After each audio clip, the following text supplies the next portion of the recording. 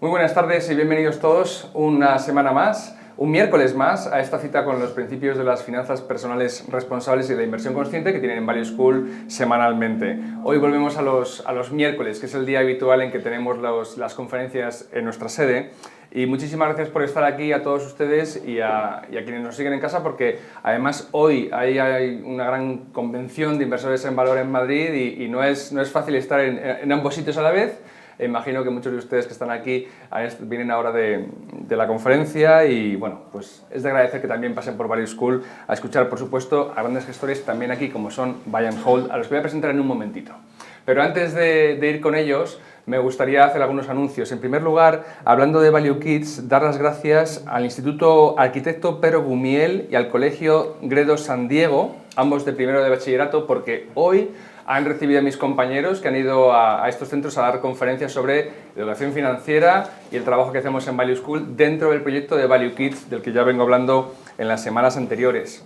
Otra de las noticias es bueno, pues que el programa que hicimos la semana pasada, el domingo pasado en Es Radio, sobre contratación de acciones y de fondos de inversión, pues bueno, pues que han reventado las estadísticas. Era un programa muy básico donde explicamos todo lo que se debe saber, qué es una cuenta de valores, cómo funciona un broker, qué tipo de comisiones te cobran cuando compras acciones, cómo se traspasan fondos, todo eso en una hora para quien tenga ese tipo de dudas, que todavía pensamos que mucha gente, bueno, esa es la traba, es el problema que tienen para empezar a invertir, que es que les parece que es una operativa muy complicada.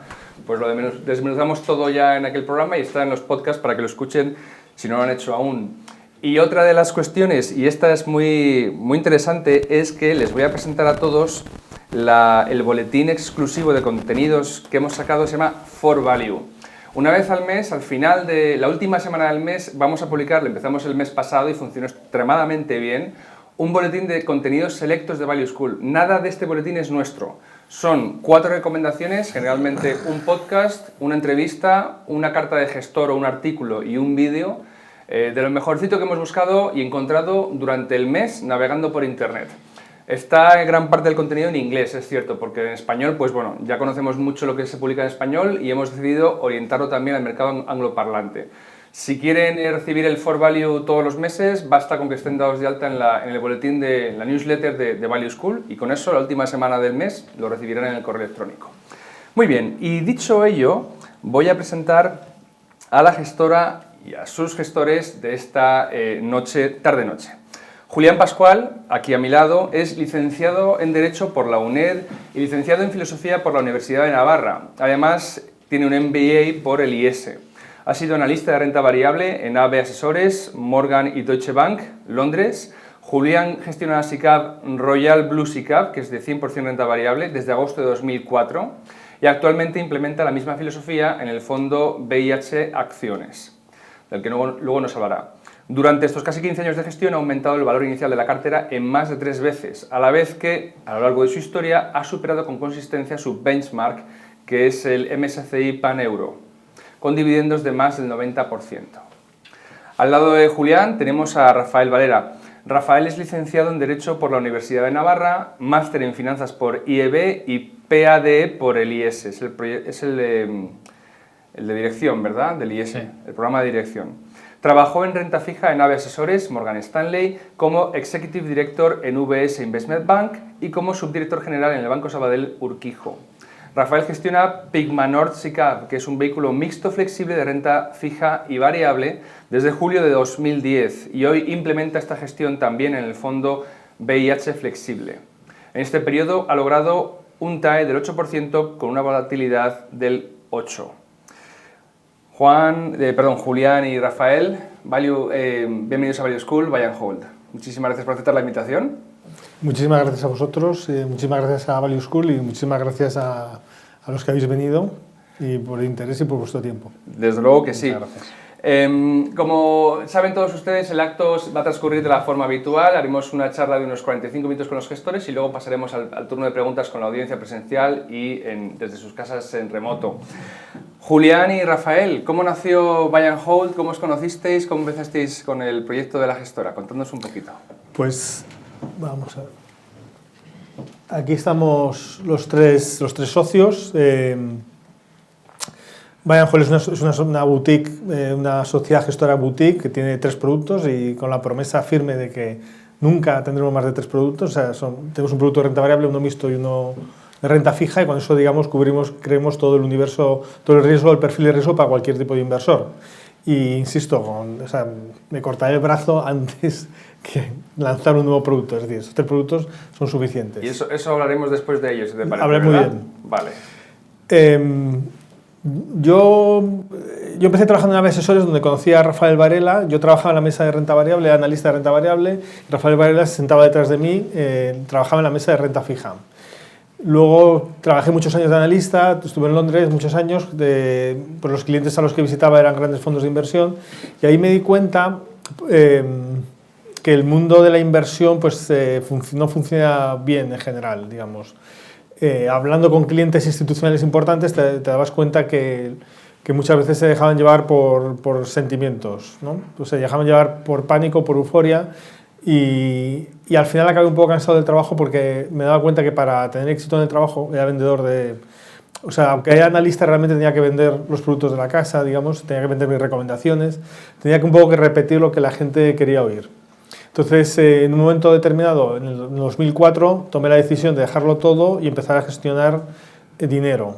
Entonces empecé a gestionar el patrimonio familiar, que es una responsabilidad importante, pues porque claro, si sale mal es el dinero de la familia, pero bueno, y así empecé, digamos, con el tiempo se incorporó al equipo Antonio Aspas, que es otro gestor en Valencia, valenciano, y hace 3 años se incorporó Rafael Varela. Con Rafael yo tenía buena relación, habíamos coincidido, además de que empezamos la carrera juntos en AVE Asesores, pues habíamos coincidido en algunos momentos a lo largo de estos años. Y pues Rafael Varela es un grandísimo gestor de renta fija, ahora hablaremos sobre el tema. Entonces, para complementar el equipo y digamos hacer un portfolio de activos, estos 3 activos cubriendo todo el perfil de riesgo, pues le invitamos a incorporarse, encantadísimo de que se uniera. Entonces, un poco la historia de Buy and Hold. Buy and Hold es una empresa, somos una gestora, digamos que no queremos crecer mucho. Al final, la mayor parte del dinero que gestionamos es dinero propio, de familiares, hermanos, nuestras mujeres, o de algunos clientes que llevan muchísimo tiempo con nosotros, que llevan con nosotros desde el principio, que han multiplicado por varias veces la inversión según el tiempo que lleven con nosotros. Y entonces, al final, yo siempre que en mi trabajo, cuando yo me levanto por las mañanas y llego al trabajar, lo que siempre tengo claro es que estoy gestionando mi dinero. Eso es lo más importante de todo, ¿no? Y el de gente muy cercana. Entonces, cuando somos una empresa pequeña y cuando llegue un punto en el que no lo hagamos bien o que adquiramos un tamaño que nos impida ser muy eficientes en la gestión, pues cambiaremos. Es decir, no dejaremos no creceremos más, ¿de acuerdo? Porque al final no se trata de ser muy grande, se trata de hacer se trata de hacer muy bien algo, ¿no? En vez de ser muy grandes y eso es un poco, bueno, no sé si quieres añadir algo más, Rafa. No, Julián no sabe, bueno, yo sí me acuerdo de Julián por el campus de Pamplona, él no. Yo no me acuerdo de él eso. Él no tiene tanta memoria. Es que estudiamos juntos en la universidad. No hacía mucha gente filosofía, ¿no? ¿Pero venís de los dos hicisteis no. filosofía? No, yo de derecho. No, yo soy filósofo de carrera. Yo también tengo la carrera de Derecho, pero realmente soy filósofo de carrera. Entonces yo entré a asesores pues porque la verdad es que la gente que AVE Asesores es una empresa excepcional, la verdad, una empresa muy bien gestionada, creo yo, y los que montaron y dirigían AVE Asesores pues eran gente muy especial, muy diferente, ¿no? Y entonces pues me contrataron. Luego, cuando trabajé en Londres, me di cuenta que mis compañeros de trabajo no había economistas. Mis compañeros de trabajo eran biólogos, filólogos, físicos, matemáticos. ¿Y eso a qué se puede ver? Ah, no lo sé. Es algo sorprendente. Eso es así. En Londres, la mesa de trading, en Londres que todo el mundo chilla por teléfono y grita y tal, no hay economistas, son biólogos, filósofos, un historiador, o sea, son Qué como... curioso. Al final, lo que hacen los ingleses, en el mundo de la inversión, de cierto modo lo han invertido los anglosajones. Lo que hacen es que de cada carrera, digamos, cogen a una persona que es muy brillante, que saca muy buenas notas, que es pues, un número 1 en su promoción y tal, y tú vente para acá y yo te explico lo que tienes que hacer. O sea, que buscan Buscan más perfiles, capacidades, sí, eso es. más que conocimientos, porque luego ya te lo forman ellos. Efectivamente, o sea, buscan más la capacidad de expresarte correctamente, la capacidad de analizar cosas adecuadamente, la capacidad de trabajar, capacidad de trabajo, eso es lo que buscan. ¿Y tu interés en particular acerca de la gestión? Porque de la filosofía venía de antaño, es decir, tú de niño ya, o fue algo que te desencantó la filosofía y sin embargo encontraste una motivación en las finanzas. ¿Cómo fue? Yo creo bastante en la providencia. No, si me llegan a decir que me dedicaría a esto, ahora lo pensaba cuando estábamos hablando al principio, o sea, yo jamás hubiera pensado que me dedicaría a esto. Pero bueno, son una serie de concatenaciones, digamos. Yo acabé la carrera de filosofía, empecé a trabajar en una empresa, luego pues estudié en el IES y finalmente pues acabé aquí, pero hice esta entrevista, empecé a trabajar en asesores, empecé a trabajar en analista y me di cuenta que me encantaba y ya de analista estuve 7, 8 años o 9 años y ahí ya pues vi que el mundo de la gestión no funcionaba bien y ya decidí dedicarme a la gestión. Digamos que ha sido gradual. Yo solo sé que cuando empecé a hacer el IES la verdad es que se me daban muy bien las matemáticas y la estrategia y tal, no sé por qué.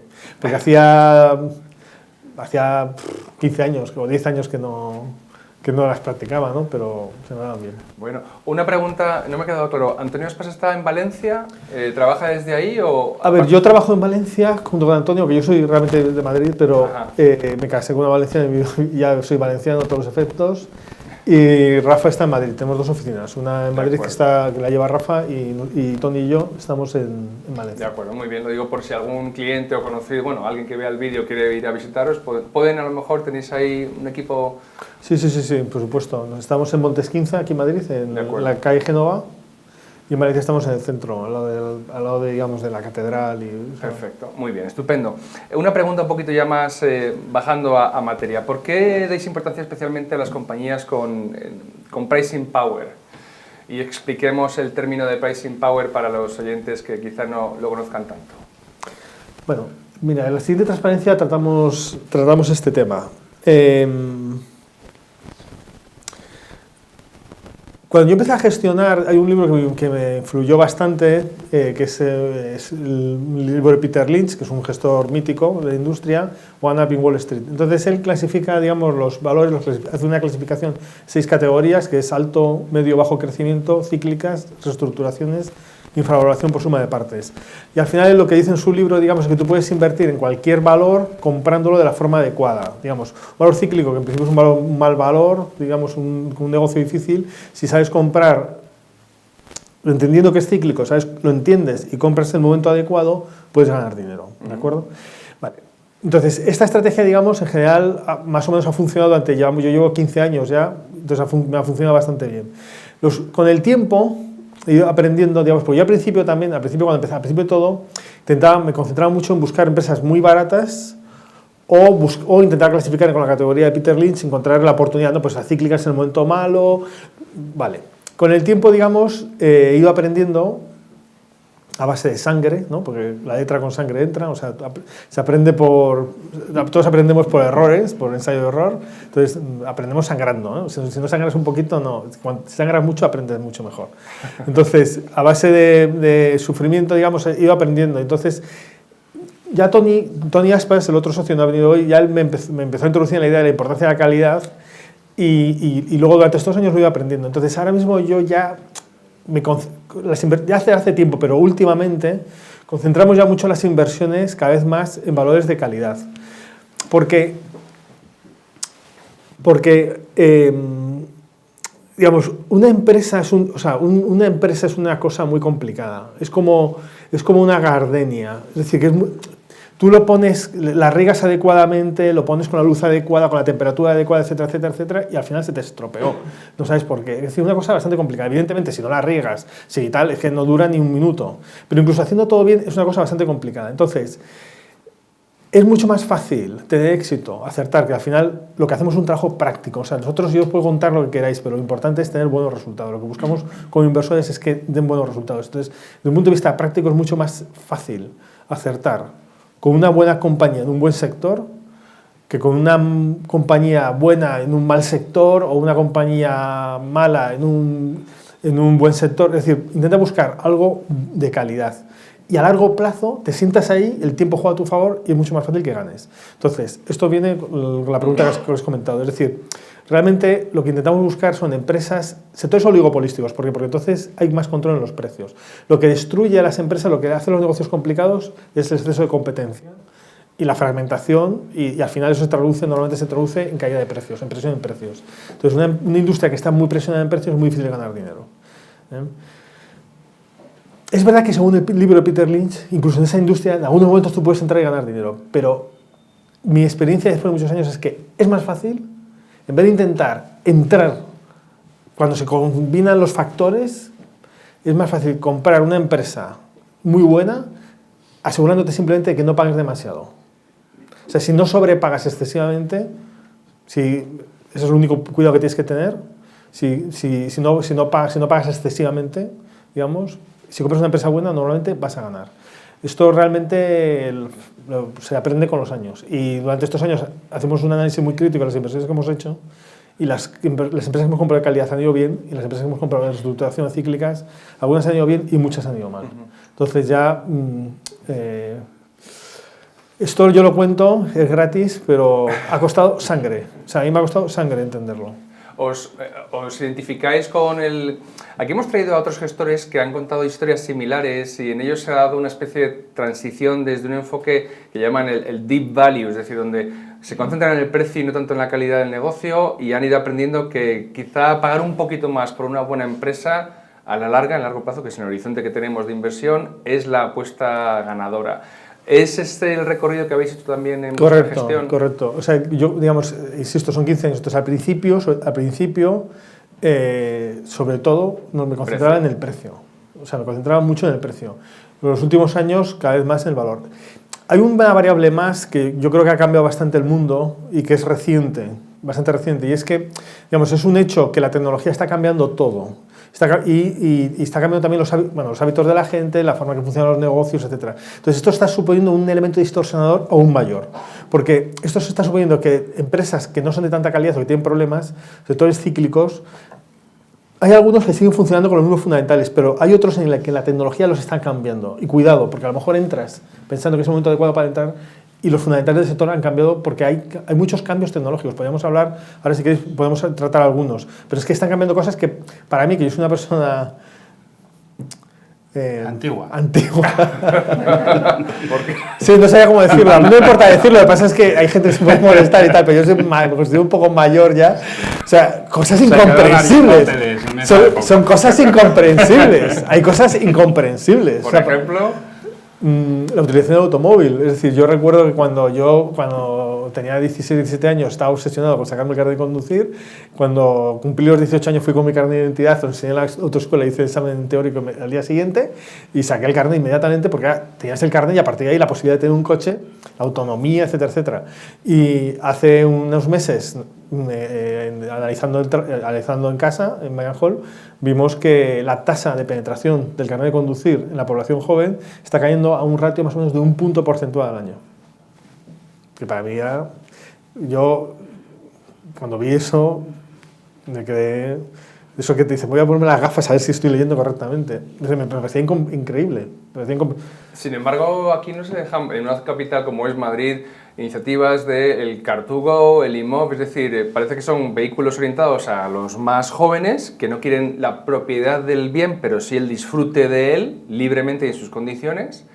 No sé, habéis considerado, no lo sé, yo no conocía este dato, pero yo lo que veo es que la gente conduce más. Vamos a ver, este dato es muy importante. O sea, sí. Es decir, hace 20 años, digamos, la tasa de penetración del carnet de conducir en la población entre 40 y 18 años estaba en más del 80%, 84-85%, en todos los países occidentales, en Estados Unidos y en España. Ahora mismo está en el 69% y está bajando a un ratio de 1 punto al año. O sea, el año anterior era el 70, el año anterior era el 71, o sea, como que se está acelerando, ¿no? Digamos que ha empezado la calle, se está acelerando. Entonces, esto es por un lado, yo creo que tiene un elemento cultural y por otro lado tiene un elemento, lo que acabas de comentar, es decir, pues hoy día existe el patinete eléctrico. Eso es. Es que el patinete eléctrico puede eliminar un coche para mucha gente, es decir, O sea, esto es una cosa muy reciente, patinete eléctrico existe hace un año, pero y luego el cartubo, etcétera, etcétera. Entonces, ¿qué significa? La tecnología está cambiando esta industria. Entonces, cuidado con la industria del automóvil, porque la industria del automóvil yo gano mucho dinero invirtiendo en ella. Durante muchos años era cuando las cosas estaban muy mal, tú compra, porque esto es cíclico, es decir, la economía tiene subidas y bajadas, cuando las cosas estaban mal, volverá a la subida y volverá a fabricarse coches, pero es que a lo mejor ahora esta bajada no es coyuntural, cíclica, sino que puede ser estructural. O sea, tiene un elemento estructural, cuidado. Y a lo mejor dentro de 5 años o 10 años se producen un 20 o un 30% menos de coches en el mundo, o sea, o por lo menos en los países occidentales. No sé si pensáis hablar a lo mejor de automóviles o del sector en el resto de la presentación, pero por ejemplo, el coche autónomo, ese sería un coche que hay que fabricar, pero no exige conductor. Bueno, el coche autónomo ya es el remate total. Porque ahora mismo una persona que quiera utilizar un Uber en Estados Unidos, una ciudad americana, más o menos le cuesta que tenga un uso intensivo del automóvil, que vaya a trabajar todos los días y que lo use para todo, digamos, pero que haga 2 horas al día de coche, o sea, 1 hora para ir, 1 hora para volver, le cuesta $20.000 al año. Uso intensivo, ¿de acuerdo? Eso casi nadie se lo puede permitir. Pero si en vez de hacer, digamos, un uso intensivo del coche, bueno, perdón, pero si introducimos el coche autónomo, se estima que este coste caerá más de la mitad, se caería unos $8.000, porque la mayor parte de este coste es pagar el conductor. Claro. Por $8.000, entre $6.000 y $8.000 es lo que cuesta un coche a una persona. Si tú tienes en cuenta lo que te cuesta la gasolina, el seguro y la depreciación del coche, eso es lo que cuesta.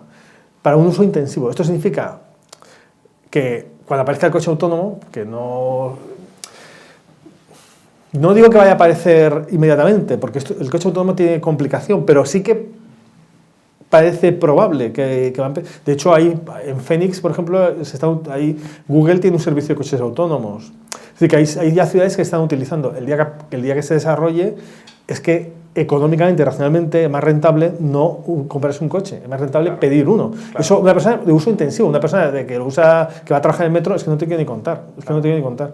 Entonces, esto cambia mucho. Es que la tecnología puede cambiar la industria completamente, porque el volumen de fabricación de automóvil puede caer de forma estructural, pero de forma bastante significativa. Qué interesante. Sin embargo, además de lo que me habéis comentado, sois una gestora que también encuentra valor en activos de renta fija. ¿Cómo se busca valor, Rafael, en activos de renta fija? ¿Cómo se aplica este value investing, si quieres, a los títulos de deuda? A ver, iba a decir que igual que la renta variable, pero no. La renta variable tenemos el foco siempre puesto en vamos a buscar compañías que no estén endeudadas, ¿no? Es como una máxima que no debemos olvidar, porque las experiencias de compañías apalancadas, pues los riesgos son mucho mayores, ¿no?, cuando inviertes en el equity, pero en renta fija o inviertes en algo que esté apalancado o no inviertes porque no tiene deuda. O sea, comprar bonos de Inditex, pues como que no, que se vuelve bastante complicado. Entonces, pues ahí lo que nos dedicamos es a estudiar pues la calidad crediticia de las empresas. En lugar de ver tanto qué competidores o qué fuerza en los precios tiene esa compañía, si la compañía vivirá para cuando el bono, llegado al extremo, el bono vaya a amortizar, ¿no? Es algo, la certidumbre aquí es mucho mayor, porque el análisis es si algo no va a morir, no es si algo va a triunfar y va a poder mejorar los márgenes, aumentar las ventas, no, es este bono que vence en el 2023, la compañía va a existir en el 2024. Si la compañía va a existir en el 2024, me pagan en el 2023. O sea, la certidumbre es muchísimo mayor. Entonces, cuando la certidumbre es mucho mayor, normalmente la volatilidad también es menor y para inversores que no son de largo plazo, porque aquí pensamos que todo el mundo es de largo plazo, pero llegado a usar una edad, pues un señor de 80 años, pues a lo mejor no invierte a largo plazo, invierte a 3 años vista. O hay señores que no saben qué va a ser de su vida o sus ahorros no tienen la fortaleza o su filosofía de vida no tiene, o su mentalidad o su fuerza psíquica no tiene la fortaleza para invertir con unas volatilidades de 2 dígitos altos, pues la renta fija, pues por ejemplo, nuestro fondo de renta fija, la volatilidad histórica es de 2,5 versus cualquier índice de renta variable que vamos a irnos a 18, 19 por 19 de volatilidad. Es que es multiplicar por 10. Ya, pues no, porque no tiene sentido, porque lo que hay que invertir es en renta variable. Bueno, depende cada perfil inversor, ¿no? ¿Es lo que aporta entonces, tú crees, esta gestión de renta fija a vuestra cartera? ¿Es amortiguar las caídas, la volatilidad en definitiva y que los inversores duerman más tranquilos? No los inversores, sino cada uno tiene un perfil. Hay gente que dice, oye, pues de esta parte de dinero lo voy a destinar, tengo un horizonte temporal mucho más largo porque es, yo qué sé, mis hijos tienen, no sé, me invento, 7 años, entonces este dinero es para que vayan a la universidad. Bueno, pues para que vayan a la universidad y el 80% lo invierto en renta variable, pero un 20% lo voy a invertir en renta fija. No vaya a ser que me confunda en la selección de gestores que he hecho para invertir esa renta variable o del índice o lo que sea. O hay una emergencia y de repente necesito sacar dinero y entonces si meto en renta fija pues la volatilidad es muy inferior, es decir, no puedo sacar con probabilidad de perder muchísimo menos y si espero más de 2 años es difícil ya que pueda perder. Digamos, es verdad que la rentabilidad va a estar mucho más limitada, pero tengo la posibilidad de retirar dinero rápidamente. Es un activo financiero más y nosotros nos parece que hacer una buena gestión de la renta fija, que yo diría que ha adolecido, o sea, los mejores gestores han ido siempre a la renta variable, siempre. Yo he trabajado en muchas casas, he sido muchos años vendedor de bonos, ¿no? Igual que se venden acciones, pues hay unos señores que les ha tocado vender bonos. Y he visitado a muchos gestores, he visitado a muchos muy buenos gestores y en muchas compañías de seguros, en muchas mutualidades, que son inversores de renta fija, en su mayoría por un tema de regulación, porque el invertir en renta variable les consume capital tremendamente, y en cambio el invertir, por ejemplo, en gobiernos, pues no les consume nada, y invertir en investment grade les consume muy poquito, y así, ¿no? Entonces, ves que los mejores gestores o los señores que mejores másters habían hecho están en los equipos de renta variable. Y no voy a decir los peores, sí, los peores, están en renta fija. Estoy hablando generalizando, luego hay particularidades. Por supuesto. Yo creo que esto es un poco... Es decir, cuando la mayor parte de los ahorros de los españos están en renta fija. Están en renta fija. Entonces dices, ¿esto cómo es posible? ¿No? Pues bueno, pues o sea, no sé cómo, bueno, pero es. Tendrá que ver con, yo creo que tiene que ver con estas rentabilidades tan paupérrimas que se publican, por ejemplo, en el estudio del profesor Pablo Fernández cada año, ¿no? Es decir, que irán correlacionadas de alguna manera, fíjate, por algún motivo. En una casa, que era una casa de bolsa, como había asesores, sí, con un capital, que era un capital, bueno, pues en aquella época era importante, la mayor parte del capital se invertía en renta fija. Y lo manejábamos en la mesa de renta fija. Entonces, ¿por qué? Pues que, oye, con el capital, espérate, que hay que pagar las nóminas, entonces, mejor en renta fija. Bueno, que si va bien la bolsa ya nos van a ir bien los negocios. No pongamos, sí. No lo sé, quiero decir, no sé. Por poner un ejemplo cercano. Los bancos, ya he trabajado, pues yo qué sé, en Warburg Dillon Read, que hoy es UBS Investment Bank, los grandes libros y el gran desastre en el 2008 que sufre y esas ampliaciones de capital que tienen que hacer, y en el año 98, no vienen por la inversión en equity, es porque tienen inversiones muy grandes en renta fija. No quiere decir que si llegan a invertir en equity también se confunden, porque la ambición es... Sí. ¿Querías añadir algo, Julián? No, pues que efectivamente o sea, no todo el dinero tiene que ir a renta variable, al contrario, la mayor parte del dinero va a renta fija. Hay muchos ejemplos, por ejemplo, que solo de asesores, es decir, tú, si a veces invertir en renta variable, caen los mercados con la volatilidad de la renta variable, tienes que hacer un mark to market a final de año necesariamente y te encuentras con que tienes que hacer una ampliación de capital o liquidar la empresa. Claro. Y no puedes decir al regulador, espérese, que esto es volátil y va a recuperar. No. Mi hermano le fui a visitar la semana pasada. Está ahorrando, él es médico, está ahorrando para comprar el local en el que trabaja. y tiene unos ahorros. Y le dije, Javi, pero ¿qué haces? ¿Por qué no metes el dinero en el fondo de renta fija? O sea, estás ahorrando, tienes ya bastante dinero, digamos, y puedes sacar un 3-4% de rentabilidad al año cómodamente. Pero nunca le diría que metiera el dinero en el fondo de renta variable, porque la oportunidad de comprar puede surgir en cualquier momento, y en ese momento tiene que retirar.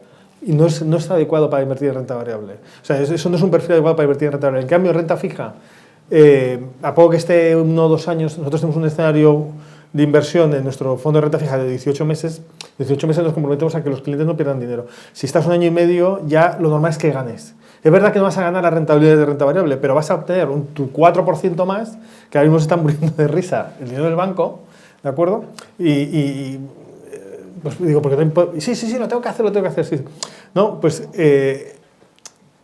no todo el mundo debe invertir en renta variable, al contrario, es que hay muchos momentos y muchas situaciones en los que es mejor invertir en renta fija. Sin contar con que si la mayor parte del ahorro está en depósitos, no puedes pretender que la gente pase de tener su dinero en depósitos a tener un fondo de renta variable. Lo primero, que entre en un fondo de renta fija, que en renta fija se puede perder dinero, pero poquito. Luego podrían pasar a un mixto y por último pasar a la renta variable, pero no se puede pretender, es imposible mover el ahorro de un depósito a la renta variable, habrá que ir gradualmente. Entonces, la renta fija es un activo adecuado. Hay mucha gente que no tolera el riesgo.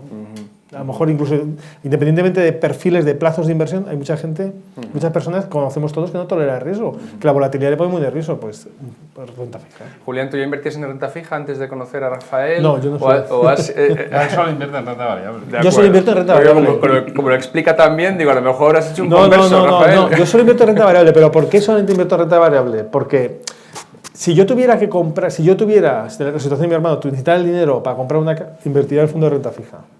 Pero si es un dinero, el dinero que yo invierto son los ahorros que excede, que son, digamos, que no excedentarios, que son totalmente a largo plazo, todo renta variable. Vale, muy Mi bien. familia invierte todo en renta variable, pero pues son ese tipo, tiene ese perfil.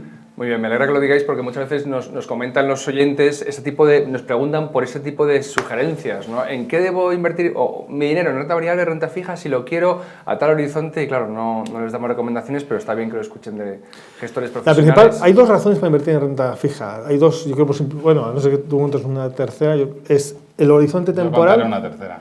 Bien. Vale, gracias. El horizonte temporal. O sea, si son más de 5 años renta variable y menos, hay que empezar a ver mixtos o renta fija. 2 años mínimo. Para poder meter dinero con cierto riesgo, poder ganar, hay como un horizonte mínimo temporal de 1 año y medio, 2 años. Pero si ese es tu horizonte temporal, no debes invertir en renta variable, tienes que invertir en renta fija. Es que en 2 años la bolsa puede hacer cualquier cosa. En cambio, renta fija es difícil, si se gestiona bien, es difícil que puedas perder. A lo mejor ganas muy poquito, pero es difícil que puedas perder. Y 2 es la tolerancia al riesgo. Hay gente que no tolera, o sea, que no duerme. La mayor parte, seamos sinceros, la mayor parte de los inversores no toleran el riesgo, o sea, no, entonces, pues porque no tienen, o sea, tienen todo el dinero invertido en depósitos. Es decir, yo mismo he acabado en esto, pero mi familia invertía el dinero en depósitos. O sea, era impensable, para mí impensable invertir en otra cosa. Claro. Hay una tercera razón. Yo conozco, ¿Cuál, Rafael? Bueno, conozco, los periódicos vienen, ¿no? Es decir, uno puede coger acciones de muchos bancos que cotizan hoy en el IBEX y ve la evolución del 2017 aquí, son 12 años, y ve que han caído un 87% en bolsa. Algunos, otros han desaparecido. Pero bueno. Y sus consejeros, que hoy todavía gobiernan esos bancos, han tenido un apalancamiento sobre las acciones y muchos consejeros brutales. Digo, bueno, si se va a apalancar uno, mejor apalancarse en un mixto, por ejemplo. Mejor apalancarte en un instrumento que tiene un 8% de volatilidad que uno que tiene un 19%. Porque uno que tiene un 19%, cuando caen las cosas, el banco te pide que repongas garantías. Y hemos visto familias que salen de bancos porque cuando el banco les pide las garantías, que es el propio banco, que muchas veces o sea, es un enjuague de... Hemos visto, bueno, recientemente un banco ha desaparecido, ¿no? Y supongo que habrá consejeros que debían las deudas. Las deudas permanecen, el activo ha desaparecido, tú tienes que seguir pagando la deuda, ¿no? Hay otros que existen, pero que no han desaparecido, pero la acción ha caído un 87%. Dices, bueno, dices, está barato, bueno, no lo sé. Esto es discutible, pero desde luego apalancarse en un activo de renta variable yo no lo recomiendo. Los bancos en activos de renta fija Sí, se apalanca. Sobre todo ahora en el Banco Central Europeo, que compras un bono y lo llevas a descontar a tipo cero y así lo hacen 6 veces, ¿no? Entonces dicen, no, es que ahora ya, claro, es que ahora ya compro el bono al 1 y lo descuenta a 0, solamente es un 1. Antes tenías 4 puntos de carry cada vez que hacías esto, ¿no? Entonces, así la banca pues ha saneado un poco. Pero, es decir, al final, muchos empresarios han llegado a hacer empresas grandes gracias al apalancamiento. Hoy me visitaba una compañía que cuando he visto en el año 2005 tenía 800 millones de deuda, que era como 16 veces su EBITDA, no sé, una cosa, o sea, dices, bueno, no quebrasteis, no, los préstamos en a largo plazo y los bancos nos respetaron y tal. Hoy están una vez EBITDA. Digo, bueno, pues esos señores, sin equity, sin haber puesto dinero, habiendo puesto deuda, porque compraron una fábrica, hoy capitalizan 1.500 millones. Y empezaron con una deuda de 40 prácticamente desde cero, pues sería yo que sé. No me explico bien, pues no me ha explicado bien cómo empezaron exactamente, pero lo que he visto es que en 15 años, igual que unos han desaparecido o han caído 87%, otros, gracias al apalancamiento, han multiplicado hasta capitalizar 1.500 millones. Y es una empresa ibérica, es decir, que no os estoy hablando de algo inexistente. Ese sería el tercer motivo, el apalancamiento. Volviendo a temas un poquito más de pie a tierra para los oyentes que, por ejemplo, en el programa que dedicamos en la radio al ahorro para la pensión, pueden estar, habiendo seguido consejos que damos aquí en Value School de invertir a largo plazo en renta variable, digan, uy, pues a lo mejor tiene sentido lo que estáis comentando y aquí es la pregunta, a medida que se acerca el momento en que me voy a jubilar, ir traspasando a lo mejor a un fondo de renta fija, ¿y con qué plazo? 4 o 5 años antes de jubilarme a lo mejor. Claro, porque me dicen, yo lo he oído de oyentes, nos dicen, ya, pero ¿y si en el momento en que me jubilo y quiero rescatarlo pega un bajo en la bolsa? ¿Qué hago? A ver, nosotros en los 3 productos que tenemos, el de renta variable, el mixto y el de renta fija, los los horizontes temporales que proponemos, en renta fija es 1 año y medio, ¿de acuerdo? 1 año y medio, 2 años.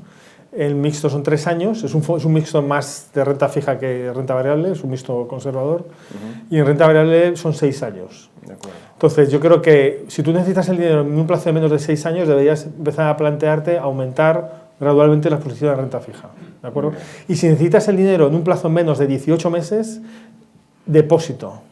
No hay, yo creo que no existen monetarios, no existe no sé. un vehículo de inversión. Es decir, eso mejor, esos creo que dan rentabilidad negativa. No lo sigo, pero yo para depósito, para no sé, nada, no monetario, depósito. depósito, es decir, claramente depósito, efectivamente, porque los monetarios dan rentabilidad negativa, depósito, es decir, si tú es menos de 18 meses no existe, con los tipos de interés actuales, no existe un vehículo de inversión, un activo que puedas invertir que tenga una rentabilidad positiva sin riesgo, positiva en menos de 18 meses. Muy bien. Entonces, pues, ahí habría que pasar ya a depósitos. Oye, tengo unos ahorros y quiero comprar una casa en 1 año. Todo el dinero en el depósito del banco. Muy bien. ¿Es que me gustaría ganar algo? No. Si Draghi sube los tipos de interés algún día, a lo mejor, pero hoy día no. Vale, de acuerdo. Fenomenal. Muchísimas gracias porque este tipo de consejos son los que la audiencia valora un montón. Muy bien. Esta diapositiva tiene un montón de información. Quiero que me comentéis el 3 fondos y un plan de pensiones. ¿Por qué solamente esos productos? Has hecho una alusión a ello al principio. Sí. Entiendo que llegado a un capital de gestión cerraríais los fondos. Me imagino que se deriva de aquí esa conclusión. Correcto. A ver, tenemos 3 fondos y un plan de pensiones. El plan de pensiones realmente es un fondo mixto de renta variable, de acuerdo, pero bueno, realmente es como si fueran 3 fondos, ¿no? Porque el plan de pensiones es otro, digamos, es otro animal, ¿no? Como fondos de inversión son 3, y que es un fondo de renta fija puro, ¿de acuerdo? Que es el que tenemos un horizonte temporal de 1 año y medio, 2 años, un mixto, que es un mixto de renta fija, con un horizonte temporal de 3 años, y un fondo de renta variable puro. A ver, es importante en la vida, digamos, hacer pocas cosas pero bien, ¿no? Entonces, nosotros no queremos sacar más productos ni más diversificación. No significa que no haya, porque estos son los 3 productos, digamos, con las rentabilidades, ¿no? Estupendo. Pues, el producto de renta fija en el año lleva una rentabilidad del 5% y la TAE es de un 4% prácticamente, 3,9% en 3 años. Aunque tenemos un track record mayor de renta fija, sobre todo Rafael, no hemos querido... Y un track record bastante impresionante en cuanto a rentabilidades, pero no hemos querido meterlo aquí porque un track record un vehículo que llevaba en otra entidad. Y De acuerdo. podríamos juntar y decir, pues era en otra entidad, pero realmente este vehículo es un vehículo de buy and hold y el otro era de otra entidad, ¿de acuerdo? Pero este vehículo, pues, efectivamente, tiene 3 años y con una talla de casi el 4%, 3,9, ¿de acuerdo? Es el vehículo conservador, horizonte temporal, 18 meses. Aquí, para ganar dinero aquí, hay que estar un mínimo de 18 meses, ¿de acuerdo? El mixto, en el año lleva un 11%, la talla es del 8%, la volatilidad es del 8%, muy inferior a la bolsa pues más o menos tiene volatilidades entre el 15 y el 20%. Ha multiplicado el capital por 2 desde el inicio, ¿de acuerdo? Con lo cual ha batido, digamos, en rentabilidad, ha hecho una rentabilidad igual a la del MSCI Pan-Euro con dividendos, pero con la volatilidad que es la mitad, con 8. Es decir, una rentabilidad del 8%, que es más o menos la rentabilidad en estos 7-8 años del MSCI Pan-Euro con dividendos, con una volatilidad del 8, ¿de acuerdo? Y el fondo de renta variable, en el año 17, la talla es del 8, igual que el mixto, lo que pasa es que tiene un periodo anterior, que es el anterior, fundamentalmente el periodo de la gran caída del 2009. Si cogemos el mismo periodo que el flexible, la rentabilidad sería del 10%, y ha batido más o menos en 2-3 puntos al índice Pan-Euro con dividendos en todo el periodo, ¿de acuerdo? Bueno, no hace falta nada más. Se acabó. ¿Qué más necesitamos? Si es conservador, renta fija. Si asumes un poco más de riesgo, un flexible conservador. Y si ya quieres, si tienes un horizonte temporal amplio y toleras de verdad el riesgo, renta variable. Ya está. Es que hay que invertir en small caps, en large cap. Bueno, ya lo decidimos nosotros. Quiero decir, ya tienes que confiar en el gestor, no te queda más remedio, es un fondo de inversión. Claro. Ya decir, este fondo no está sesgado ni a empresas grandes ni a empresas pequeñas. Históricamente no ha invertido particularmente en small cap, pero también ha tenido small caps. Quiero decir, ya lo decidiremos nosotros, ¿no? Al final, lo importante es hacer pocas cosas bien. Y con esto yo creo que concentramos los esfuerzos en hacer algo bien, algo de calidad en 3 productos, no hace falta complicarnos la vida más, ¿no? Dedicamos, si queréis, unos minutos a repasar un poco la composición de vuestras carteras o negocios en los que habéis estado invertidos. A ver, hemos hecho durante el último año, los últimos 2 años, el último año hemos hecho varios cambios importantes. Al final hemos cada vez primando más la calidad. Es un periodo muy largo, de 15 años, pero en el último año lo hemos acentuado más. La letra con sangre entra, ¿no? Después de sangrar bien, hemos dicho, esto hay que cambiar. Yo creo que no he trabajado más en toda mi vida, que el año pasado trabajé muchísimo, leyendo y leyendo, para comprender pues, todos los cambios que se están produciendo, y todos los cambios que produce la tecnología. Bueno. Y entonces, por ejemplo, ponemos un ejemplo, WPP hemos ganado dinero, WPP Publicis, estas son agencias de comunicación. Las agencias de comunicación son empresas son digamos como empresas de consultoría, por simplificar, son empresas de consultoría que asesoran a grandes marcas sobre su estrategia de comunicación y de publicidad. Entonces hacen de todo, desde las campañas, desde la campaña creativa del anuncio exactamente cómo hay que hacerlo, a cómo atacar, cómo segmentar la publicidad, cómo atacar, cómo destinar el presupuesto de publicidad a periódico, a televisión, etc. Ese es el papel de las agencias de publicidad.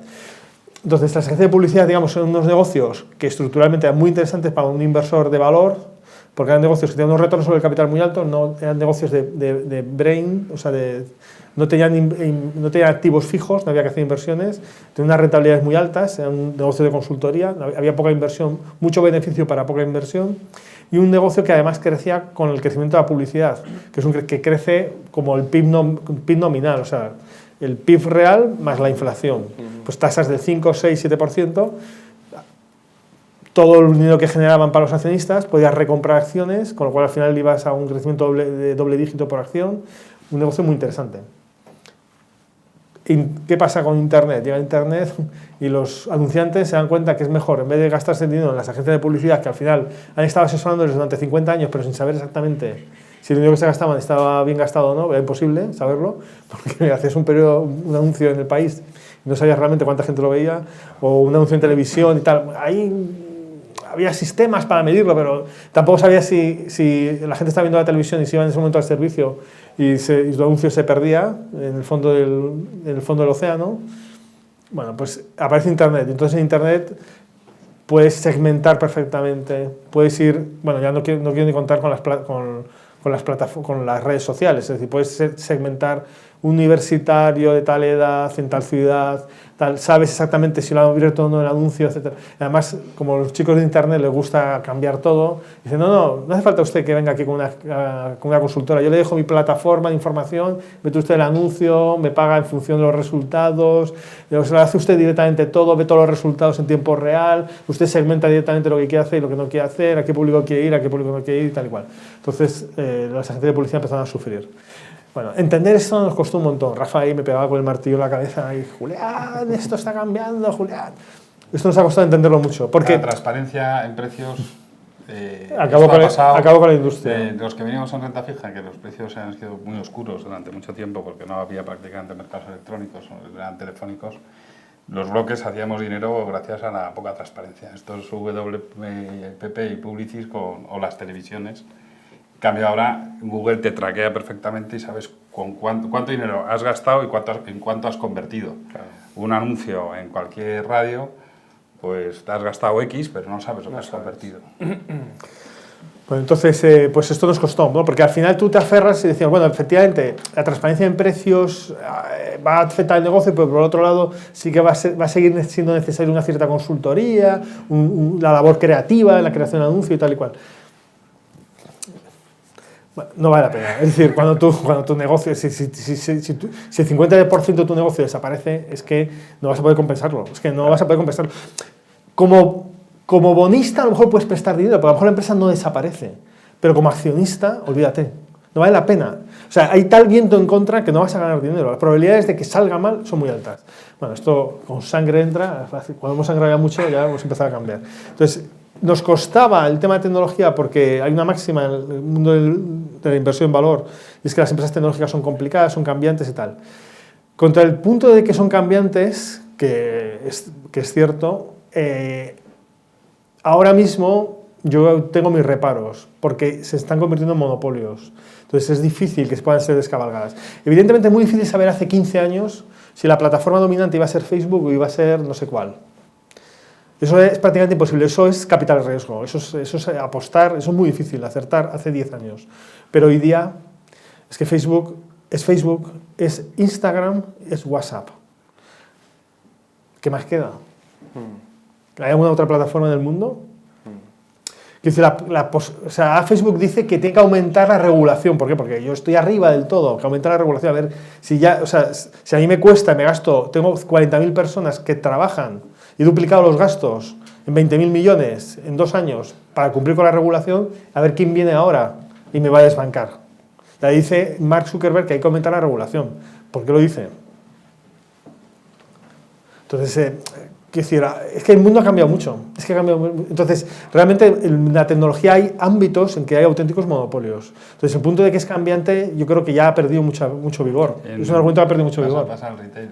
Amazon es ese gigante. En el retail haces un Excel, ¿no? Y ves que Sport Direct vende más barato que Amazon. Fuimos a las tiendas, vimos ahí, tal. Sport Direct es familiar. Es una empresa familiar, es una empresa inglesa, vende ropa de deporte de bajo precio. Digamos, es un comercio muy famoso en Inglaterra. Y sufre porque la transparencia en precios es brutal. Antes de ir a comprar unas zapatillas o cualquier cosa, has mirado en Amazon. O sea, y en publicidad hoy Amazon. Google, al que más teme es a Amazon, más incluso que a Facebook. Inditex yo voy a cualquier tienda y a mí no me reconoce como cliente, a lo mejor me he podido gastar en la tienda al lado, o sea, me voy a Máximo Duty, me gasto 100.000 euros y paso a la siguiente tienda del mismo grupo o incluso a la otra calle que también es Máximo Duty y no sabe ni qué talla tengo, ni sabe que soy un tío de 100.000, que macho, trátame, esto Amazon sí lo sabe. Te dice, oye, no, yo sé dónde veraneas, qué talla tienes, sé incluso que te puede interesar esto otro que creo que es mejor, que te conviene. Es decir, llámale inteligencia artificial, llámale lo que quieras. Pero al final, todos esos disruptores te afectan en tus precios. pricing power que hablábamos. Y eso afecta al final a tu negocio. Por más fina que tengas la logística, que Amazon tampoco es manco en la logística. Entonces al final dices, oye, pues vamos a cosas de calidad.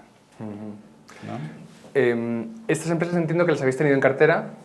Sí. Todas las que están las hemos tenido. Todas las que están también las hemos Amazon, tenido. también Facebook, también... O sea, hemos ido cambiando, digamos, o sea, ahora mismo, Vale, ahora mismo vale. tenemos Tencent, Facebook y De Google, acuerdo, de acuerdo. ¿de acuerdo? Y cambiamos estas por Amazon. Muy bien. Es que, no, lo pregunto De porque... todas las que más nos costó fue esta, porque Amazon, una primera aproximación a la valoración era desorbitada, entendíamos lo que acaba de comentar Rafa, ¿Cómo ganan dinero? ¿No? cómo ganan dinero, pero la valoración, según los parámetros que utilizamos habitualmente, era desorbitada y ahí tuvimos que darle 2 vueltas antes de... Ahí nos ayudó mucho ver cómo se cerraba la biblioteca. La librería más bonita, yo creo que quedaba en Valencia, que justo tenemos la oficina y era la librería pegada, ¿no? Y ya subí un día ya indignado, digo, oye, tío, ¿habéis visto lo que han cerrado abajo? O sea, ¿lo habéis visto? Necesitáis, tal. Entonces ya Julián dijo, vamos a ver esto bien, vamos a ver. Y bueno, pues cuenta cómo llegaste. Amazon, estas empresas después puedes entrar por multiplicadores. O sea, los multiplicadores no son, digamos, parecen altos, pero no. Bueno, es decir, pues, hombre, no puedes comprar a per 10, pero puedes comprar a per 20 o 25. Una empresa de crecimientos altísimos y monopolística. Amazon es distinto. Amazon los multiplicadores son muy altos. Aquí hay que hacer descuentos de flujos. A lo mejor hace 20 años, pero tienes que. Entonces, eso, como yo soy tan antiguo, me costó mucho entenderlo. Me costó mucho. Pero al final, haciendo ese esfuerzo, al final es fácil hacerlo, te das cuenta que efectivamente la evaluación era muy interesante. Pero no lo había visto hasta que te hice un descuento de flujos. Rafael, Julián, son ahora, llevamos ya casi 50 minutos. ¿Os parece que hablamos, aunque nos queda material por presentar, sí, no, pero vamos a hablar a las preguntas y si eso volvemos a lo mejor a alguna de las diapositivas, pero creo que ya es un buen momento para que los amigos de casa y aquí en la sede pregunten. Y la pregunta aquí siempre es la misma. ¿Quién quiere hacer la primera pregunta? A Julián y a Rafael. A Bayern Hold. Adelante. Sí, aquí en primera fila y en segunda. Vamos a dar 2 turnos. Aquí el primero y el segundo para allá. Voy a también a activar, a ver el WhatsApp. Mis compañeros me envían alguna de redes sociales. Aquí está. Bueno, va a llegar primero el micrófono. Pásaselo por favor, André, aquí en la mitad de la sala. Ahí, muchas gracias. ¿Qué tal? Buenas tardes. Bueno, muchas gracias por la presentación. Yo os quería preguntar, recuerdo que hace un año y medio, fuisteis de los primeros que sacasteis una serie, si no recuerdo mal, que devolvíais las comisiones en caso de que en el horizonte temporal el inversor perdiera dinero. Eso es algo que para mí como inversor me da mucha seguridad, porque obviamente, ¿no? Si no gano dinero y no hago mi trabajo bien, pues devuelvo al menos lo que es mi salario, que no me lo merezco. ¿Tenéis pensado volver a hacer eso? ¿Os ha funcionado bien? ¿Cómo surgió la idea de hacer algo así? Julián y Rafael, a la pregunta del caballero voy a añadir yo la otra que tenía pensada, que nos expliquéis un poquito el esquema de comisiones que estáis trabajando, porque la comisión, como decís en vuestra web, permite un mayor rendimiento para los inversores. Es una comisión baja, tenéis también una comisión de éxito. Nosotros empezamos gestionando el dinero más cercano, de amigos, familia, y a los amigos pues les cobras lo mínimo, ¿no? Entonces, al traspasar eso que empiezas por confianza y terminas convirtiendo en profesión, ¿no? Y llegando a una industria muy madura, que es la gestión de fondos en el mundo, pero en España pues ya probablemente sean más de 40 años que se vayan gestionando, pues ¿qué aportación puedes hacer? Mínima, pues es tratar de tener unas comisiones lo más bajas posibles, ¿no?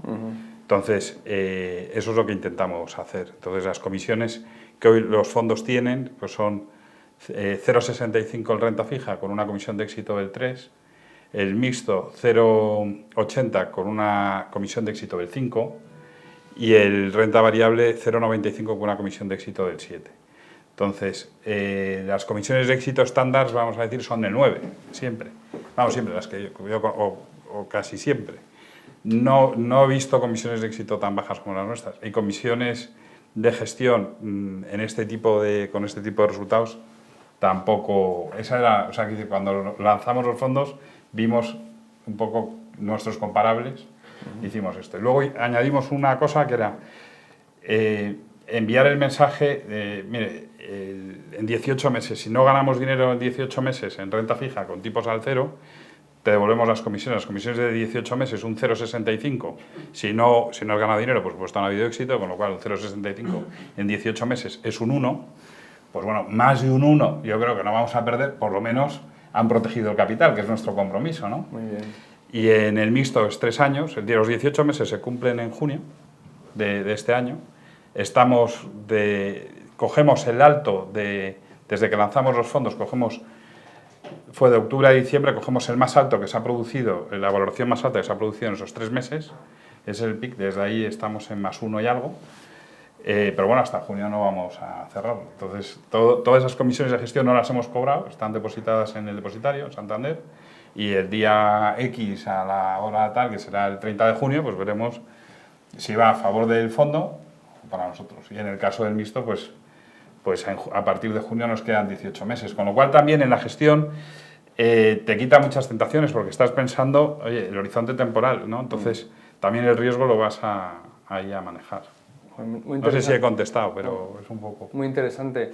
Antes de dar paso a la pregunta que tenemos aquí en primera fila, creo que era una pregunta acerca de, ¿veis en el horizonte de medio plazo, me parece, porque tampoco es a tan largo plazo, una bajada de comisiones en la industria en general, impulsada quizá por el influjo, la influencia de la gestión pasiva y el aflujo de fondos a fondos índices, etcétera? La comisión es un elemento importante porque al final en un fondo la rentabilidad de renta variable a largo plazo está entre el 8 y el 10% de los índices dependiendo del periodo que cojas. Claro, si la comisión es del 2%, significa que te estás llevando un 20% de la rentabilidad. Si es del 1%, te estás llevando un 10% de la rentabilidad. Hay mucha diferencia. Es que es significativo. O sea, desde un punto de vista matemático, es significativo, es algo significativo. Entonces, esto está haciendo una presión está generando una presión en las comisiones. El tema de los ETFs, pues todavía está poniendo más en evidencia eso, porque los ETFs, pues el argumento es que la gestión pasiva supera a la gestión activa en la mayor parte de los casos y para eso es necesario bajar las comisiones y tal. Entonces, evidentemente hay una presión. Al final, realmente lo importante es obtener una rentabilidad por encima del índice. Si tú tienes una rentabilidad por encima del índice, aunque la comisión sea alta, el partícipe no puede quejarse. Es decir, que al final es lo que hemos conseguido el objetivo final. Es decir, que estás obteniendo una rentabilidad por encima de un ETF. ¿De acuerdo? Lo que pasa es que si tu comisión es muy alta, es más difícil que puedas obtener una rentabilidad por encima del índice. Normalmente se considera que la gestión de valor... Hombre, hay gente que lo ha hecho muy bien, pero de media a lo mejor un buen gestor puede sacar 2-3 puntos al índice con dividendos de forma consistente a lo largo del tiempo. Pues 2-3 puntos dejan poco margen para comisión. Claro. Es verdad que esos 2-3 puntos es después de la comisión que cobra, pero si empiezas a aumentar la comisión, como hacen los hedge funds, que tienen comisiones muy altas, pues al final es que no queda rentabilidad. Es que la comisión es un elemento muy importante, dentro de una rentabilidad media anual es muy importante. En renta variable, pero si vas a renta fija es mucho más importante, porque en renta fija, la rentabilidad de nuestro fondo de renta fija puede ser un 3, 4, 5% al año, de media, la ATA es un 4, 3,9. Pues si la comisión es un 1 nos llevamos el 25%, si es un 2 nos llevamos el 50% de la rentabilidad. No podemos tener esa comisión, es que no conseguiríamos los resultados que damos. La comisión tiene que ser 0,50, 0,60. Claro, muy bien. Vamos con la pregunta aquí en primera fila. Buenas tardes, enhorabuena por la exposición. Me gustaría haceros dos preguntas. Por lo que he entendido, tú, Julián, estás más centrado en la parte de renta variable y Rafael en la parte de renta fija. ¿El fondo mixto cómo confluyen esas ideas? ¿Si son las mejores ideas de la cartera o son todas las ideas que forman parte de cada uno de los dos fondos? Y en segundo lugar, en el fondo de renta fija, un poco que si es posible dar unas pinceladas de la cartera, duración, tira vencimientos, si se cubre o no la duración y tipo de deuda en la que se invierte. Muy buena pregunta. Gracias. Voy a empezar por el mixto. El fondo mixto, cuando invertimos en la parte de renta fija, invertimos, algunas cosas coinciden con el fondo de renta fija, pero muchas no. Porque, y respondiendo un poco a las dos preguntas, la yield media del fondo de renta fija está más en entornos del 4% y la yield media del fondo mixto está en entornos de 7. O sea, nos aproximamos mucho más a la renta variable. ¿Vale? Es una renta fija cañera. Entonces, hoy tenemos una exposición del 35% en bolsa. ¿Vale? Hemos tenido hasta hace muy poco una exposición del 40% y con esa exposición conseguimos un retorno del 11%. El IBEX creo que lleva un 10, digo, por decir un índice, el Eurostoxx más 15. Bueno, es que esto tiene mucha menos volatilidad. Entonces, cañera, entre comillas, o sea, defaults no hemos tenido ninguno el año pasado, pero los bonos cayeron y la bolsa cayó aún más, o sea, lo que se trata es de no cavar grandes agujeros que nos cueste luego salir de ellos muchos años. Es muy importante la protección de capital. Entonces, y eso pues te lo da la flexibilidad un mixto de poder manejar tu exposición a renta variable. Nosotros, a diferencia de otros gestores que utilizan diferentes ratios, nuestro ratio no es el activo que manda, es la renta fija. Si podemos conseguir retornos de 2 dígitos con renta fija, tenemos 0 renta variable. ¿Me explico? Y dices, ¿y se pueden conseguir retornos de 2 dígitos? El mixto ha hecho retornos en un par de años de 20 y tantos %. O sea, se pueden conseguir. Y ahí hemos tenido exposiciones a renta variable, pues no precisamente muy grandes. Y luego, en cuanto a duración y cartera, tenemos aquí la cartera. Esta es la cartera de acciones. Aquí tenemos las principales posiciones, las 15 primeras posiciones que tiene el fondo de renta fija y su peso. Vemos que son 2 bancos, los primeros, que es Ibercaja y su deuda subordinada, y el cooperativo Cajamar, ¿vale? que es Cajamar, para entenderlos. Entonces, estos bancos hoy pagan más retorno al bonista que al accionista, ¿vale? Porque el ROE, el retorno sobre el equity, es mucho más pequeño. En el caso de Cajamar es el 2,5. ¿Vale? Solamente trabajan para aumentar el capital y aumentar la solvencia, que es para lo que los bonistas queremos que trabajen. ¿Me explico? Luego ya vendrán los accionistas, pero eso viene más tarde. Bien. Antolín es una compañía también, burgalesa, familiar, que el 85% de los coches que circulan por Europa llevan un componente de Antolín, con 5.000 millones en ventas. Los hemos visto hace un mes, pagaban sus bonos rentabilidades cercanas al 9. Cuando emitieron a 3,5. Así dices. Ahora ya están en tornos de 5. O sea, pagando mucho más que Gestamp, porque Gestamp cotiza y estos no cotizan, es más desconocido. Un anglosajón, Antolín, pues no sé, le puede sonar a algún embutido, o depende de lo que haya viajado, pero quiero decir, probablemente no suena nada. Con lo cual, y solo tiene 2 emisiones, el desconocimiento te da las oportunidades, ¿no? O sea, pasa lo mismo que en renta variable, ¿no? Y bueno, también hay emisiones que son pequeñas. Renta corporación, que la emisión tiene una put. Una put es que tenemos derecho a pedir que se nos amortice si, por ejemplo, si se apalanca más de 3,5 veces EBITDA, ¿no? Entonces ya van a procurar muy mucho el no apalancarse, para que no le llamen. La emisión es muy pequeña, la compañía es pequeña, ya es una small cap que cotiza, ¿no? Entonces, no puedes, hay cosas que en un fondo de 1.000 millones te roza, o sea, no puedes invertir. Entonces, son fondos, pues será un fondo pequeño, no va a ser un fondo enorme. ¿Por qué? Porque eso nos va a drenar el retorno, ¿vale? O nos va a hacer meternos ya en sitios que no nos apetecen. Respecto a la composición de la cartera, digamos, es una cartera con más convicción, digamos. En renta fija, pues a lo mejor tenemos una cartera diversificada, a lo mejor hay 60 posiciones. En renta variable tenemos 30-40 y esta cartera no es una agregación de las dos, sino que cogemos, no hay valores de renta variable que no estén en la cartera de renta variable, ¿de acuerdo? Por lo general.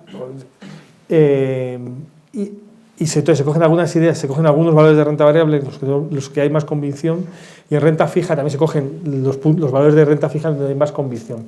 Se añade a lo mejor alguno más con unas tires más altas, ¿de acuerdo? Pues una cartera mucho más concentrada y más convicción. No es una mezcla porcentual de los dos, en que se juega porcentaje de exposición a equity, no. Es una cartera más concentrada y de más convicción.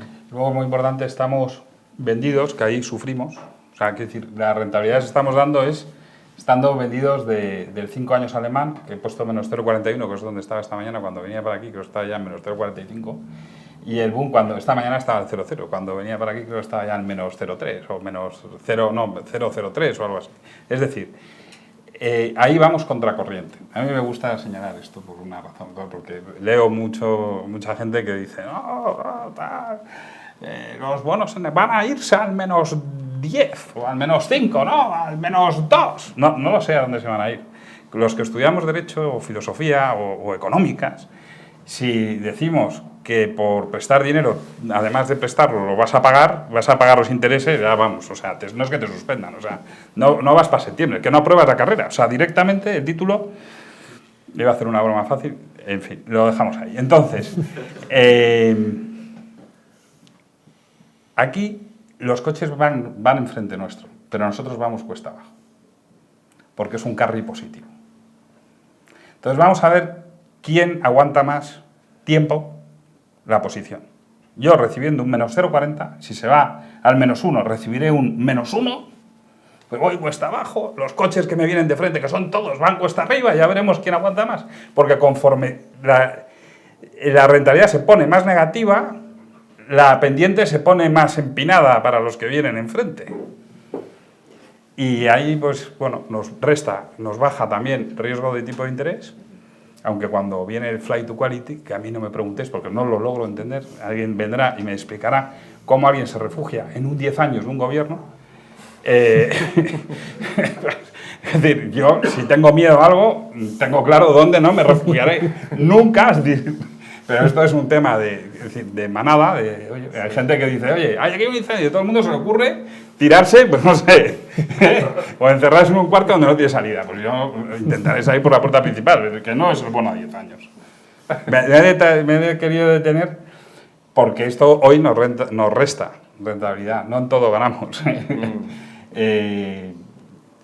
Por lo menos, el sentido común es lo que nos indica. Solo una cosa técnica, es que a lo mejor puede que es un tema bastante técnico, a mí también me costó entenderlo.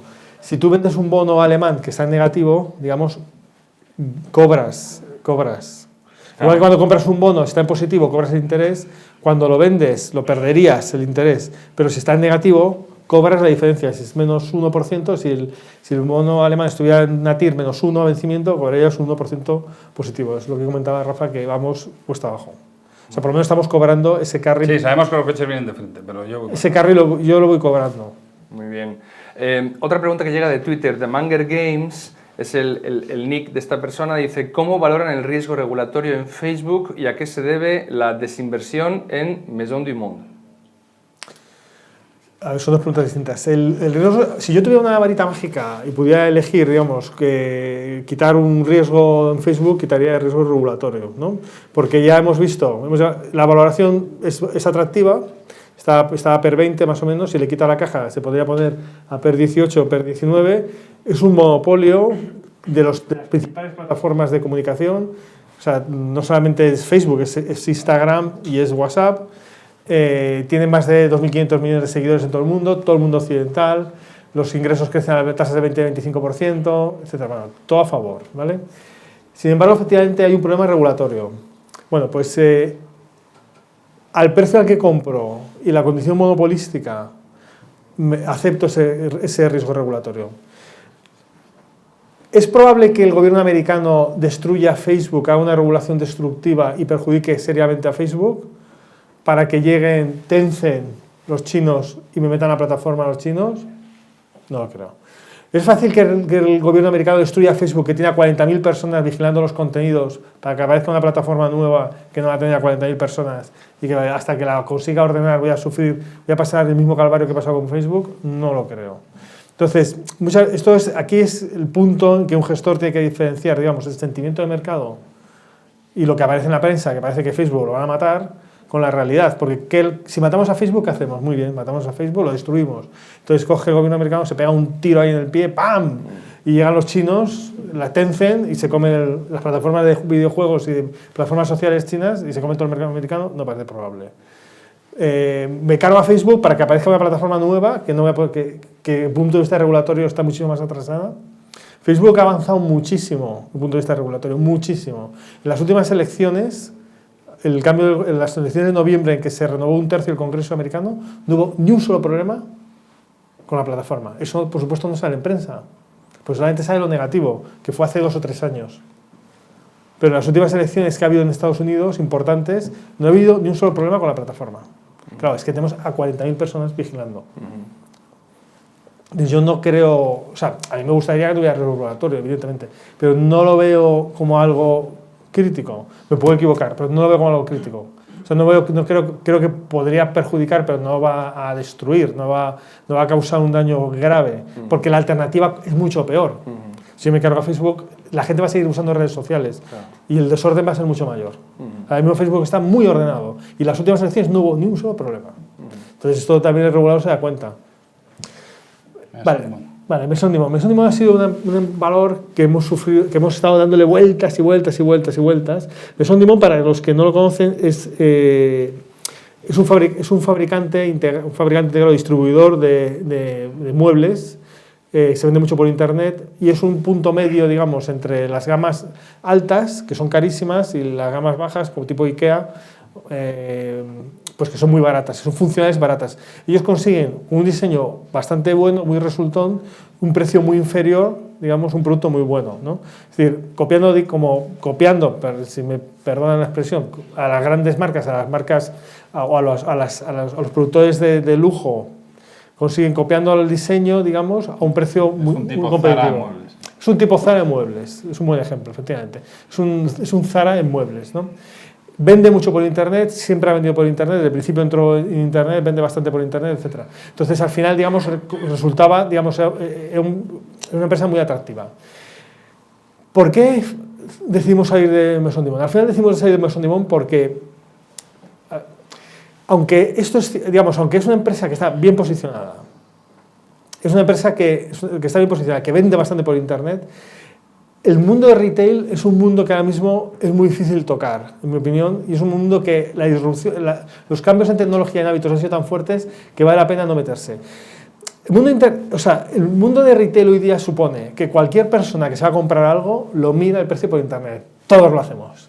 Y eso es una presión constante en precios para cualquier distribuidor. Constante, no puedes respirar. O sea, no hay forma de respirar. Tienes que estar con oferta continua. El precio siempre está presionado. Siempre está presionado. Claro, es que vas a la tienda, mira, aquí está en internet, tal, usted, el otro ya agobiado. Entonces, yo a mi mujer le digo, oye, me ruboriza, digo, oye. Dos. Hoy día tú pides cualquier cosa y la devuelves. Yo cuando era pequeño, mi madre compraba en Corte Inglés, pues había comprado algo que tenía dudas, iba al Corte Inglés, pues era más caro, pero devolvían el dinero. Pero es que ahora tú compras cualquier cosa en cualquier producto, cualquier circunstancia, y se devuelve. No me gusta, devuélvelo. Y como no se atreve a recogerte la mercancía, prepárate, es que lo machacas en las redes sociales y se acabó para siempre esa marca. Quiero decir, el mundo de retail ha cambiado totalmente. O sea, está cambiando. Es una mala industria. Se está convirtiendo en una industria que es muy difícil ganar dinero como accionista. ¿No vamos a contar algo positivo? Los resultados de Louis Vuitton que ha salido esta tarde. Sí, pero bueno, es que eso no es retail. Es un retail ya de ultra high. Eso no es retail, claro, eso es lujo. Eso es lujo, es otra cosa, no tiene nada que ver. Entonces, volviendo al tema de Mesón-Dimon, esto ha hecho, digamos, que al final hemos decidido que es mejor salir. Porque aunque la empresa tiene bien posicionado el producto, está bien gestionada y sabe vender por internet, o sea, tiene un porcentaje de ventas importantes, el retail es una industria muy presionada. Es decir, de hecho, sacó resultados Mesón-Dimon, volvió a ser precavido con los márgenes, porque claro, estás presionado continuamente y nuevamente lo vuelven a pegar. Es decir, al final decidimos que yo tengo 30-35 valores en cartera, no tengo por qué estar sufriendo, digamos, con un valor de retail. Claro. Es decir, esta empresa está bien gestionada, pero está en un mal sector. Claro. Mala suerte. Amazon se cargó en el retail para siempre. para los empresarios, no para los consumidores. Claro. No, Los consumidores, estoy encantado, yo voy, no me gusta, devuélvelo, tal. Eso es un fenómeno reciente, eso lo ha conseguido Amazon. Envíos gratuitos, todo eso. Envío gratuito, no me gusta, devuélvelo. Yo ahora me quiero comprar un monopatín, ya sé todos los precios, ya sé lo que voy a hacer. Ya sé el sitio donde voy a ir y dónde me lo voy a comprar. Internet. Hay tiempo para una pregunta muy breve en sala, si alguien quiere hacerla, y si no, la hago yo. Venga, una ahí breve y cerramos el coloquio. Hola, buenas tardes.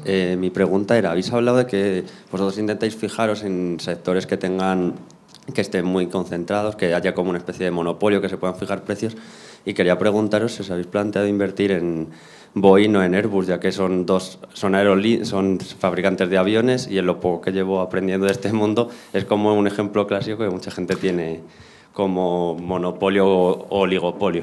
Muy buena pregunta. Efectivamente, Boeing y Airbus es el duopolio por excelencia. El sector que hemos estado viendo cómo subían las acciones y siempre, espérate, que a ver si cae tal, espérate a ver si cae tal. Bueno, finalmente hemos comprado un poco de Boeing con la última caída que ha tenido. Hemos entrado, no aparece aquí, porque estamos construyendo una posición, pero hemos comprado un poquitín con la última, vamos, con el problema reciente. Pero eso es, el problema reciente ha sido hace un mes. Sí. Pero ha sido uno de los mayores errores por omisión que hemos cometido, porque lo que teníamos claro de hace años y ahí hemos fallado completamente. Hemos sido excesivamente exigentes con la valoración. Hemos estado en Safran.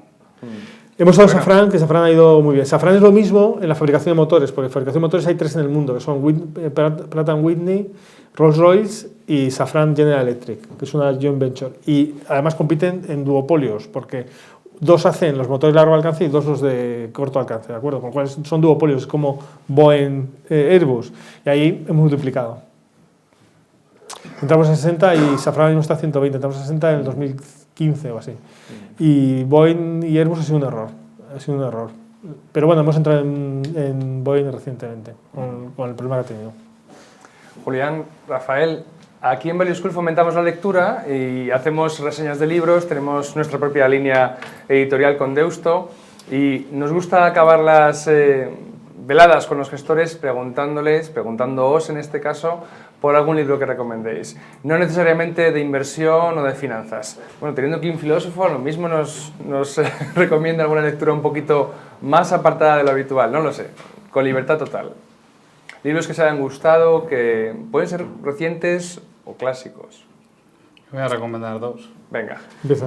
Uno de bonos, pues la historia de un trader en Goldman Sachs, que es el póker del mentiroso, Ajá, que da una idea un poco cómo funcionan los mercados. Y es de una lectura muy sencilla, muy fácil.